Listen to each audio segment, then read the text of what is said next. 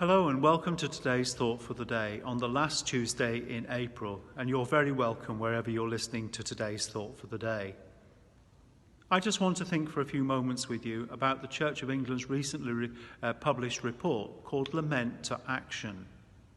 This report has been reviewed in most of the national newspapers, and I noticed that yesterday the Archbishop of Canterbury was being interviewed on the Sunday programme about the report as well. I want to start with thinking first, though, about a little bit of theology and about how Jesus approached this issue.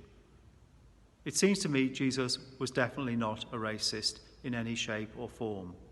He treated everybody exactly the same. There was no prejudice and no discrimination in his ministry whatsoever as he ministered to various people. Now, this report, Lament to Action, is a pretty hard-hitting report. And it's hard-hitting on the Church of England as well, which is why the Archbishop of Canterbury was being interviewed yesterday. The report makes 47 recommendations based on 5 important principles.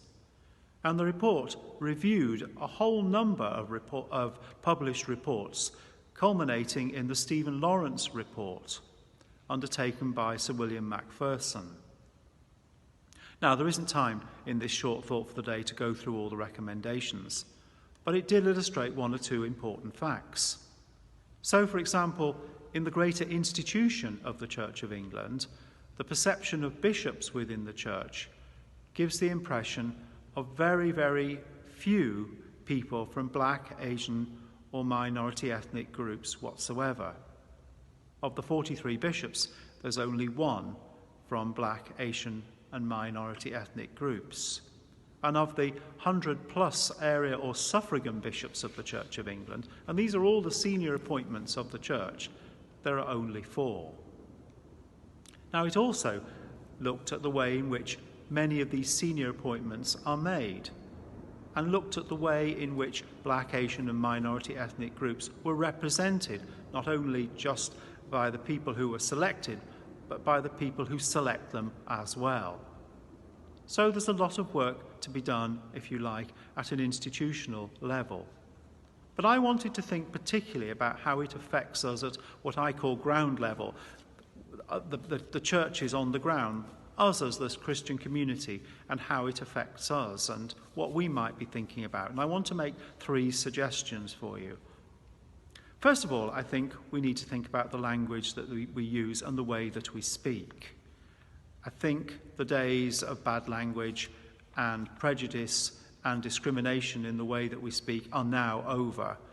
And as Christians, we need to be sensitive to that and make sure that when we talk about people from black, Asian, and minority ethnic groups, we use the right language. Secondly, I think that we can challenge what I call bad practice. Now, this is tricky and difficult, I know it is. People who tell jokes, people who tell stories, which are inappropriate. Now, none of us wants to be a sour grape or a sourpuss or anything like that, and myself included. But there are ways in which we can tackle this. Perhaps we could use the opportunity later, after the event, to speak to the person individually and tell them that we think that that joke or that story was inappropriate.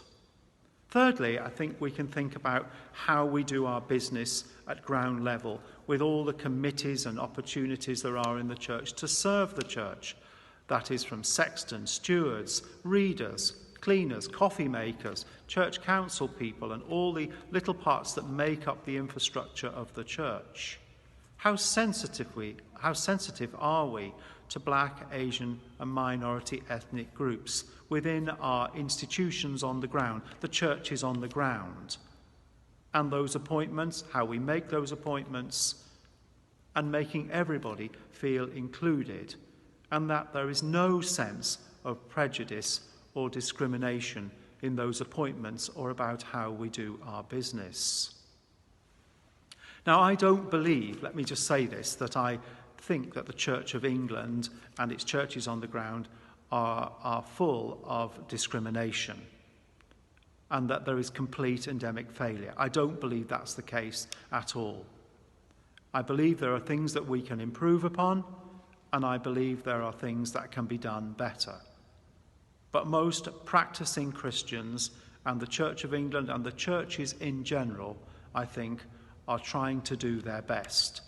But like all institutions and all these great parts of our life, there are times when we can think about how we can do it better, and we can in fact do it better. So I just suggest to you today in this thought for the day that we think about those three challenges at ground level. The language that we use, how do we use it? Bad practice, challenging that occasionally, and how we explore the institutions within our church. And let us hope and pray that if somebody came and did a survey or an assessment of how we do our business, we would not be found guilty of being racist.